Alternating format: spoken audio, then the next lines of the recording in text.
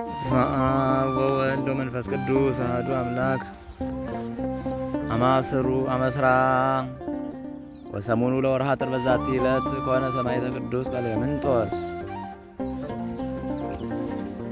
አንድ አምላክ በሚሆን በአብ በወልድ በመንፈስ ቅዱስ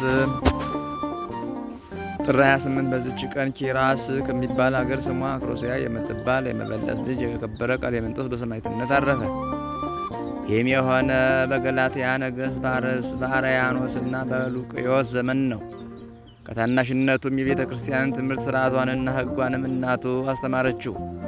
ዕድሜውም 12 ዓመት ሲሆነው በጾምና በጸሎት መጋደል ጀመረ። አገልግሎትንም አበዛ። በእሳት የበሰለ ሥጋም ቢሆን አይበላም ነበር። እንደ ሰለስቱ ደቂቅ ጥሬ ባቄላ የሚመገብ ሆነ እንጂ። ዲቁናም ተሾመ። ጥበብንና እውቀትም ተጨመረለት። ወሬውም በንጉሥ ዲዮቅልጥያኖስ ዘንድ በተሰማ ጊዜ ወደ እርሱ አስቀርቦ ብዙ ሸነገለው። ለእርሱ ልጁ ያድርገው ዘንድ ቃል ገባለት። ትእዛዙንም ባልሰማ ጊዜ ታላቅ ስቃይን አሰቃየው። እግዚአብሔርም አጸናው፣ ያለ ጉዳትም በጤንነት አስነሳው። ከሃዲያንንም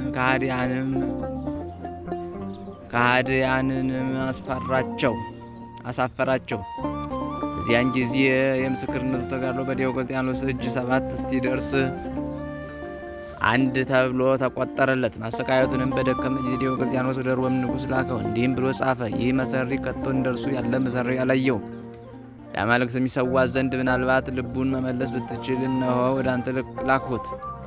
ወደ ሮሜው ንጉሥ በደረሰ ጊዜ የወርቅ ልብሶችን አመጡለት። እርሱም ወደ ልብሶቹ አልተመለከተም። ንጉሡም በእርሱ ላይ ተቆጣ፣ ቁጣውንም አልፈራም። በዚያን ጊዜ በመንኮራኩር ታላቅ ስቃይን አሰቃየው፣ ገረፈው፣ ሕዋሳቱንም አስቆረጠ። እግዚአብሔርም እንደ ቀድሞው ያለ ጥፋት በጤንነት አስነሳው። ይህም ሁለተኛ ምስክርነት ነው። ማሰቃየቱንም በሰለቸ ጊዜ ወደ ኒቆምድያ ከተማ ወደ መክስምያኖስ ላከው። በዚያም ጽኑ ስቃይን አሰቃዩት። ጌታችንም እንደ ቀድሞ በጤንነት አስነስቶት ጠላቶቹን አስፈራቸው። ይህም ሶስተኛ ምስክርነት ነው። ከዚህ በኋላ ወደ አደገባት ወደ ኪራስ ከተማ መለሱት። በዚያም አሰቃዩት። ጌታችንም በጤንነት ያለ ስቃይ አስነሳው። ይህም አራተኛ ምስክርነት ነው። ዳግመኛም ወደ መክስምያኖስ መለሱት። በዚያም ቅዱስ ካላክላዎስንና ብዙ ሰማዕታትን አግኝቶ እርስ በርሳቸው ተጽናኑ። የከበረ ቀሌምንጦስንም ጽኑ ስቃይን አሰቃዩት። ጌታችንም እንደ ቀድሞ አዳነው። ይህም አምስተኛ ምስክርነት ነው። ከዚህ በኋላ ወደ መኮንን ሉቅዮስ ወሰዱትና በዚያ አሰቃዩት። ጌታችንም አዳነው። ይህም ስድስተኛ ምስክርነት። ሰባተኛው ምስክርነት ብዙ ካሰቃዩት በኋላ ራሱን በሰፊ ቆረጡ። ሶፊያ የምትባል አማኒት ሴት መጣ። የቅዱሱን ሥጋ ወስዳ ገንዛ ቀበረችው። ለእግዚአብሔር ምስጋና ይሁን፣ እኛንም በጸሎት ይማረን፣ በረከቱም ከእኛ ጋር ትኑር ለዘላለሙ አሜን። ሰላም ለቀሌምንጦስ ተበዛ ትዕግስቱ በአውደ ምኩናን አምስቱ በብዝሃ ኩነኔ እምድኅረ ኮነንዎ ሎቱ እግዚአብሔር አስተቀጸሎ ህየንተ ፍሉህ ሩጸቱ ከመ ጊዮርጊስ በአክሊል ሰባቱ። በዚህችም ቀን የከበረ መነኮስ በአካውህ በሰማዕትነት አረፈ። ይህም ቅዱስ ፍዩም ከሚባል አገር ነው። በምንኩስናውም ታላቅ ተጋድሎን ሲጋደል ኖረ።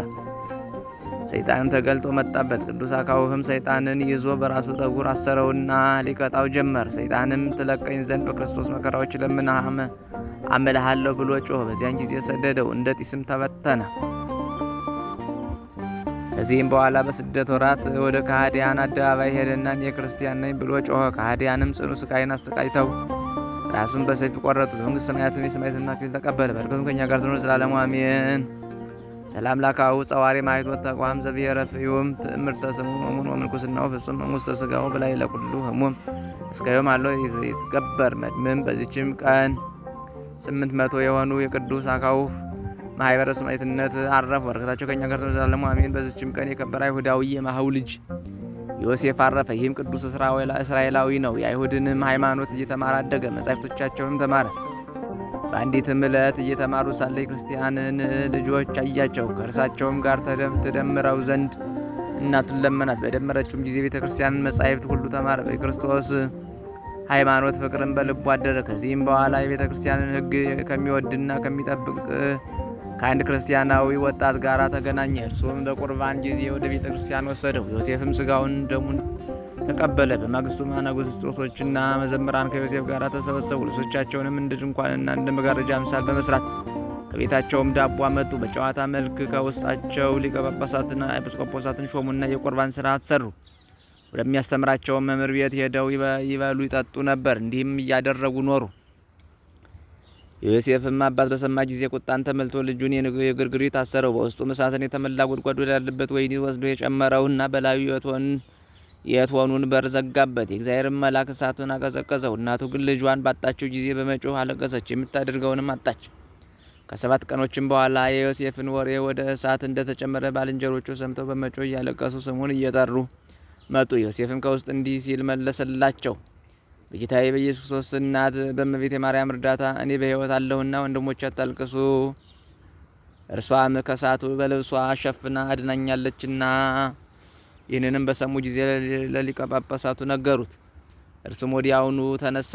ከካህናቱ ጋር ወንጌልን፣ መስቀልና ማዕጠንቶችንም ይዘው ሄዱ። ወደ እቶኑም በደረሱ ጊዜ ጸሎትን አድርገው ዮሴፍን ከማሰሪያው ፈትተው አወጡት። አባቱ ማህውም በሰማ ጊዜ መጥቶ ከሊቀ ጳጳሳት እግር በታች ወድቆ በጌታችን በኢየሱስ ክርስቶስ ስም አመነ። የክርስትና ጥምቀትንም ያጠምቀው ዘንድ ለመነው። ከቤተሰቦቹ ሁሉ ጋር አጠመቀው። ዮሴፍ ግን ከዋሻ ገብቶ በየ7 ቀን እየጾመና እየጸለየ በገድል ተጠምዶ 28 ዓመት ያህል ኖረ።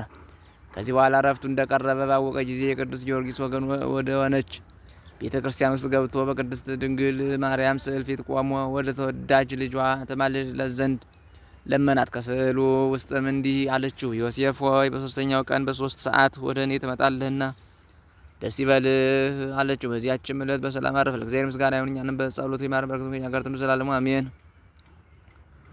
ሰላም ለዮሴፍ እምትሆነ እሳት ዘድህነ በርደተ መልአክ ግሩም እንተ ይትዓጸፍ ብርሃነ ማርያም ትቤሎ እንዘታሴፈወ ግእዛነ ተፈሳህ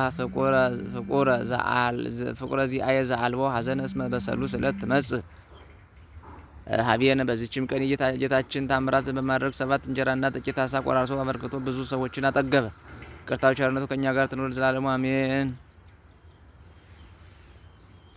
ዳግመኛም የአባቶቻችን የአብርሃም ይስሐቅና የያዕቆብ የመታሰቢያቸውን ደግሞም የሰለስቱ ደቂቅና የታቤላ ዓመት በረከታቸው ከእኛ ጋር ለዘላለሙ አሜን።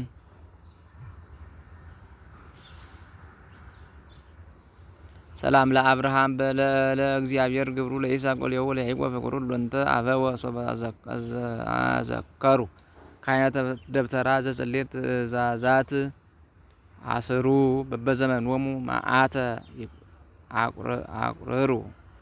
አቁረሩ